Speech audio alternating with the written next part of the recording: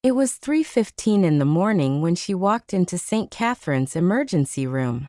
I remember the exact time because I'd just finished my coffee, the third one that shift, and I was staring at the clock wondering how 6 more hours could feel like an eternity. The automatic doors slid open with their usual mechanical sigh, and there she was. She looked ordinary at first glance. Maybe 50 years old, maybe younger. Hard to tell. She wore a gray coat that had seen better days, and her dark hair was pulled back in a simple ponytail. But it was her eyes that made me set down my coffee. They held something I couldn't name. Not fear exactly. Something deeper. Something resigned. I was the only doctor on duty in the ER that night. It was a Tuesday, the dead time between late-night emergencies and early morning heart attacks. My attending had gone to catch some sleep in the on-call room. The nurses were doing their rounds. It was just me and the fluorescent lights and the antiseptic smell that never quite leaves your nostrils no matter how long you've been doing this job. She walked straight to my desk. Not to the registration window where everyone goes first. Straight to me, as if she knew exactly where I'd be sitting. "Dr. Mitchell?" she said. I nodded. My name badge was visible, so that wasn't strange. But something about the way she said it made the hair on my arms stand up. "I need your help," she continued. "This is the last time I can ask." I gestured to the chair across from my desk. "Standard procedure. Get them sitting. Get their vitals. Get their story." I'd done this 1,000 times in my 2 years of residency. "Of course. Let me just get your information first. Do you have your insurance card?" She shook her head. "I'm not here for me. I'm here about someone else. Someone who's going to come in tonight. You need to listen very carefully because I won't be here to tell you again." I felt that prickle again. The one you get when something isn't quite right. I glanced toward the nurse's station. Amy was there, typing something into the computer. I could call her over if this got weird. "Ma'am, if someone needs medical attention, they should come in themselves. Is someone injured? Are you reporting an emergency?" "His name is David Chen," she said, ignoring my questions entirely. "He's 17 years old. He's going to walk in here at approximately 5:30 this morning, complaining of stomach pain. You're going to think it's appendicitis. It's not." I leaned back in my chair. "Great. Another psych case. We got them sometimes on night shifts. People who'd skipped their medications or were having breaks with reality. Usually harmless, but always unpredictable. Ma'am, I appreciate your concern, but I can't discuss hypothetical patients. If you're worried about someone specific, maybe we should talk about getting you." "He has a small perforation in his intestinal wall," she interrupted. "It happened 3 days ago. He didn't notice. Teenagers never do. They think they're invincible. The pain has been building slowly. By the time he gets here, he'll tell you it's been hurting for maybe 6 hours. He'll say it started after dinner. He'll minimize it because he's embarrassed and doesn't want to worry his mother. But it's been 3 days, and there's already bacterial seepage into his abdominal cavity. Early peritonitis. If you treat him for appendicitis, if you delay even 2 hours for standard imaging and observation, it'll be too late." The detail was unsettling. Specific. Clinical. This wasn't the usual rambling you got from someone in crisis. "How do you know this person?" I asked carefully. "I don't. Not yet. Not in any way that matters." She folded her hands on my desk. They were weathered hands, with thin fingers and neat, unpolished nails. "You're going to want to send him for an ultrasound. Standard protocol. Then you'll want a CT scan. But his insurance is basic. His mother is a single parent. She works 2 jobs. There's going to be a delay in authorization. 45 minutes. Maybe an hour. You're going to think you have time. You don't. Mom. While you're waiting, his temperature is going to spike. 103.4. You'll start broad-spectrum antibiotics. That's good. But you need to do more. You need to call surgery immediately. Not when the CT results come back. Immediately. Dr. Patricia Hayes. She's the attending surgeon on call tonight. She'll resist. She'll want the imaging first. You need to insist. Tell her you suspect perforation. Tell her the patient's vitals are declining faster than expected. Make her come down. I was writing this down now, almost against my will. Not because I believed her, but because the specificity was so bizarre that it felt important to document. For the psychiatric consult she was clearly going to need. Why are you telling me this? I asked. For the first time, something flickered in her eyes. Sadness, maybe. Or exhaustion. Because David Chen lives, she said quietly. He survives tonight. He goes to college. He becomes a teacher. He teaches middle school science in a low-income district. One of his students, a girl named Maya Rodriguez, is 8 years old right now. She's sleeping in her bed 3 miles from here. In 15 years, Maya is going to be on the verge of giving up. Her life will be chaos. Drugs, bad relationships, all the paths that lead nowhere. But she'll remember something Mr. Chen taught her. Something about potential energy and how things can change direction. It'll be a stupid middle school physics lesson, but it'll be the thing that saves her. She'll get clean. She'll go back to school. She'll become a social worker. She'll save 17 other lives over her career. 17 people who will go on to have children and build things and matter. She paused, and I realized I'd stopped writing. But none of that happens if David Chen dies tonight. None of it happens if you second-guess yourself. If you follow the standard protocol. If you wait for the CT scan. The ER was silent except for the hum of machines and the distant beep of a monitor. I stared at this woman, trying to find the crack in her story, the place where delusion revealed itself. Who are you? I whispered. She stood up. Someone who doesn't exist in any system you can check. Someone who won't be here in 6 hours. This is my last intervention, Dr. Mitchell. I've done what I could. The rest is up to you. Wait. I stood too. You can't just walk in here and tell me this and leave. If you have information about a patient, about someone in danger, you need to give an official statement. Let me get. You'll know I was telling the truth at 5:37, she said. When he walks through those doors. When his mother is crying because her son woke up screaming in pain. When you see his face and realize I described him perfectly even though I never said what he looked like. You'll know. I can't make surgical decisions based on the word of a stranger who walks in off the street in the middle of the night. You won't be, she said softly. You'll be making them based on your instincts. Based on what you observe. I'm just telling you to trust yourself. Trust what you see in his eyes when he's lying about how long it's been hurting. Trust the slight rigidity in his abdomen even though he's trying to act tough. Trust the way his mother can't stop touching his shoulder because she knows something's really wrong this time. She walked toward the exit. I moved to follow her, but she raised a hand. Don't. Let me go. You have a patient coming. You need to be ready. And then she was gone. The automatic doors closed behind her. I stood there for a long moment, then walked quickly to the entrance. I pushed through the doors and looked in both directions down the street. Nothing. No one. Just the empty parking lot and the distant sound of traffic.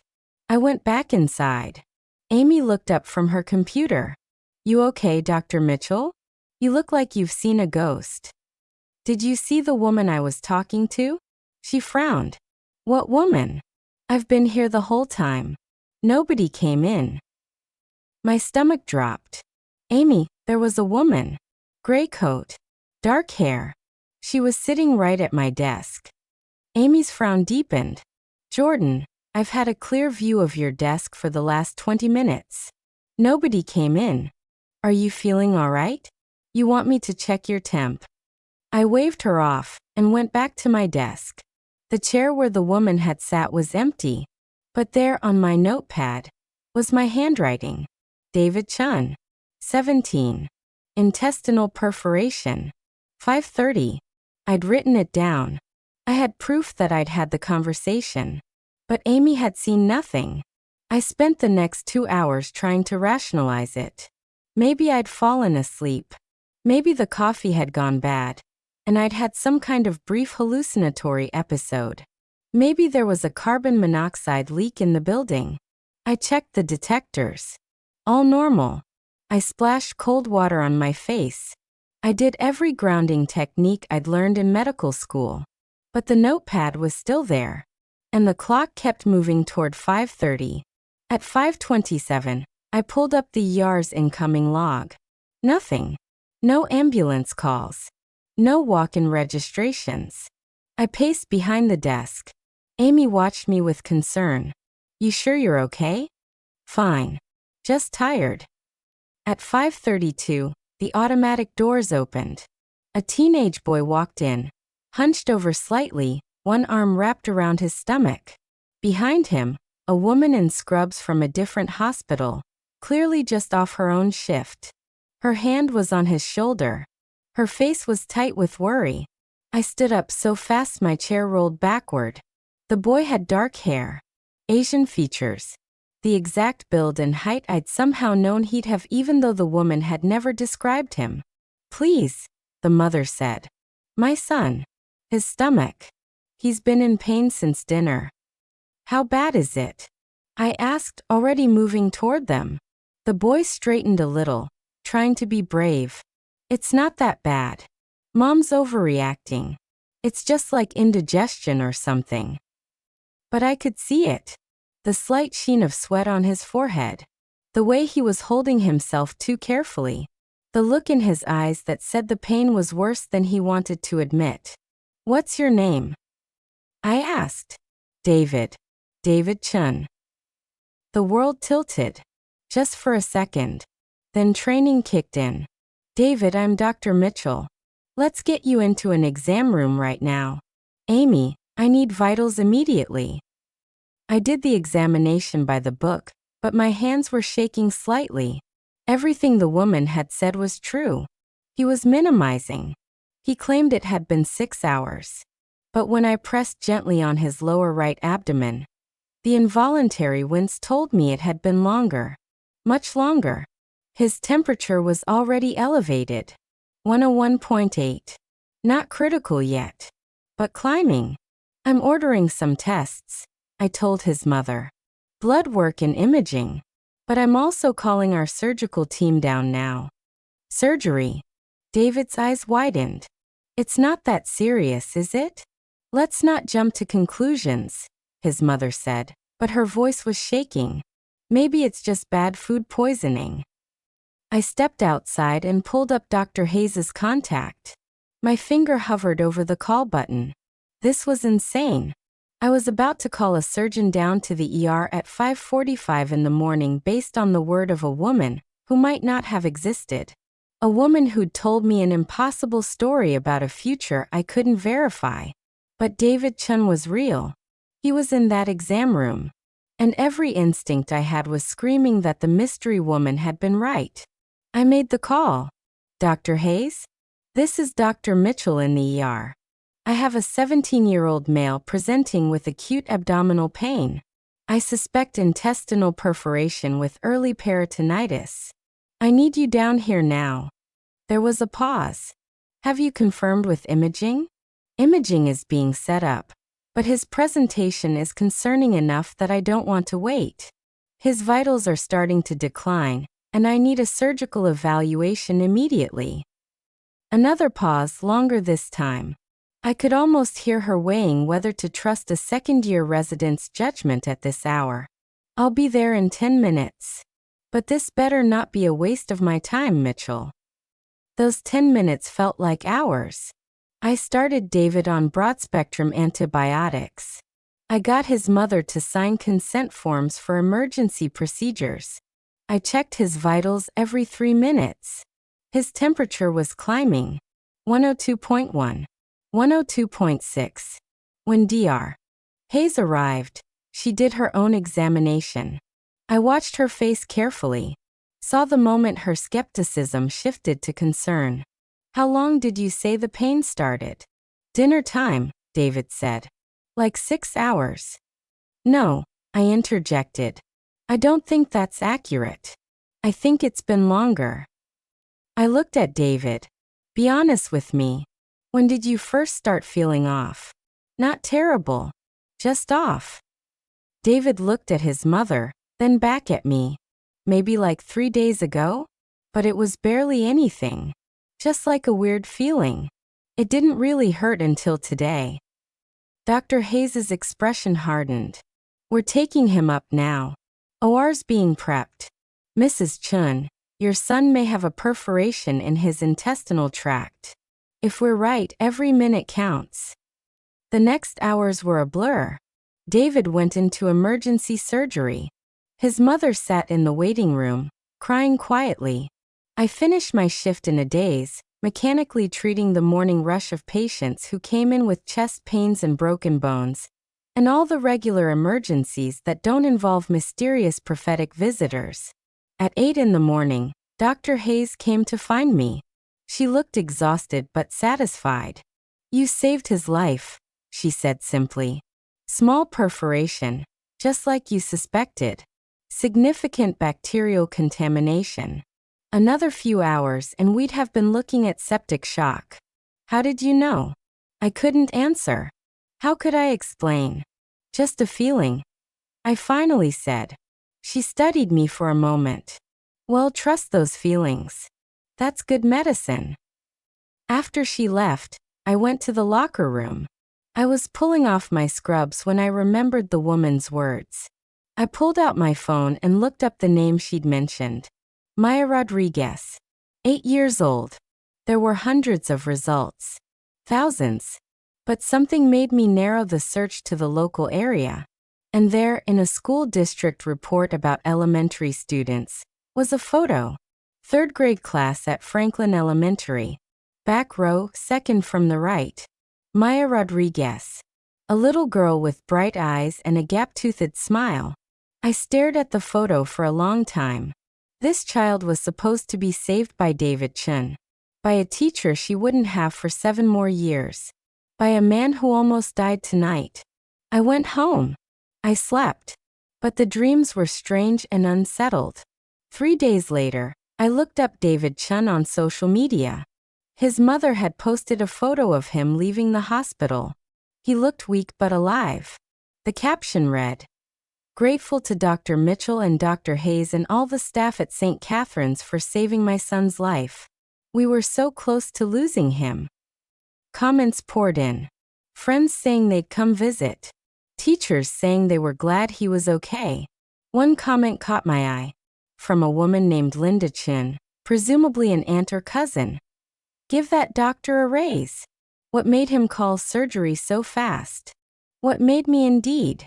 I thought about the mysterious woman every day. I checked hospital security footage from that night. The cameras showed me sitting at my desk, writing in my notepad, standing up and looking around. But there was no gray-coated woman. No one sitting in the chair across from me. It looked like I was talking to empty air. The hospital's psychiatric department quietly suggested I take some time off. Stressed, they said. Residency was brutal. Sometimes people had episodes. It didn't mean anything was wrong with me. Just that I needed rest. But I knew what I'd seen. What I'd heard. 6 months passed. I stayed on at St. Catherine's. I kept my head down. I did good work. The incident with David Chen became a story other residents told. The time Mitchell called a surgical consult on intuition alone and saved a kid's life. I let them think it was just intuition. Then one evening, I was leaving the hospital after a particularly long shift. The sun was setting, painting the sky in shades of orange and pink. I was crossing the parking lot to my car when I saw her. The woman in the gray coat. She was standing by the bus stop across the street, watching me. For a moment, our eyes met. She nodded. Just once. A small acknowledgement. Then a bus pulled up, blocking my view. When it pulled away, she was gone. I ran across the street. Checked the bus stop. Nothing. But there, tucked under a rock on the bench, was a piece of paper. I unfolded it with trembling hands. It was a newspaper clipping. From today's paper. A small article in the Metro section. Local middle school teacher wins State Excellence Award. The photo showed a man in his 30s with a warm smile. David Chen. The article described his work at Jefferson Middle School, teaching science to underprivileged students. How he'd inspired dozens of kids to pursue STEM careers. How he made learning come alive. There was a quote from him near the end. I almost didn't make it to this career. I got really sick when I was 17. Nearly died. That experience taught me how precious life is. How important it is to make every day count. To help people realize their potential. I sat down hard on the bus stop bench. My hands were shaking.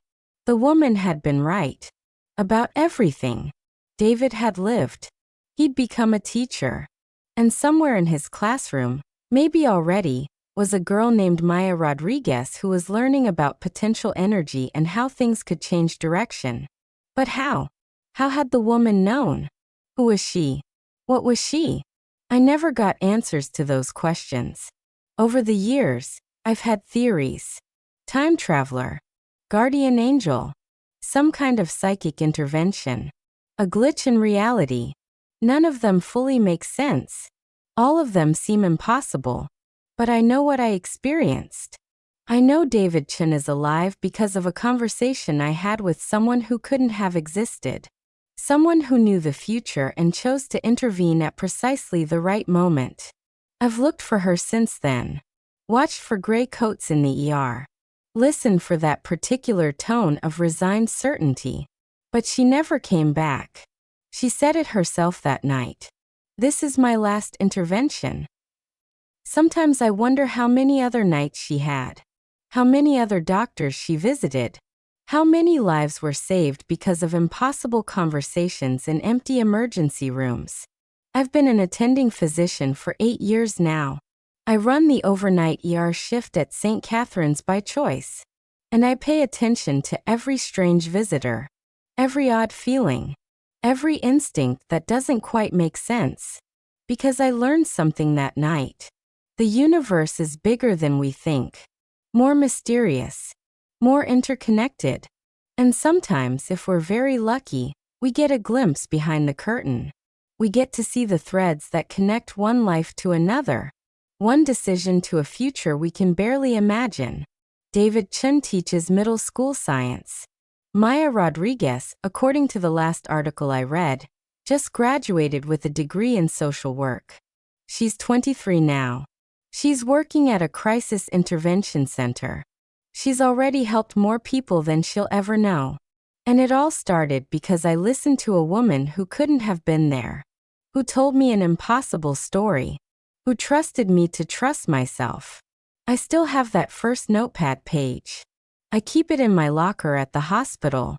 When I have a particularly hard shift, when I lose a patient despite doing everything right, when the weight of this job threatens to crush me, I look at it. David Chen. 17. Intestinal perforation. 5:30. 3 lines that changed everything. The mystery woman was right about one other thing too. I did know she was telling the truth at 5:37. The moment David walked through those doors, some part of me understood that the impossible was happening. That I was part of something larger than myself. I don't tell this story often. People think you're crazy if you talk about mysterious visitors who don't show up on security cameras. About premonitions that turn out to be true. About saving lives based on information that couldn't exist. But it happened. I have the newspaper clippings to prove it. I have David Chen's mother's Christmas cards, which she still sends every year. I have Maya Rodriguez's college graduation announcement, which her grateful mentor sent to the doctor who saved Mr. Chen. I have the memory of that night. The fluorescent lights. The antiseptic smell. The woman with the gray coat, and the eyes that held something I finally understood. Resignation, yes. But also hope. The desperate, fragile hope that one person, in one moment, could make the right choice. Could trust the impossible. Could save a life that would ripple forward into a future none of us could see.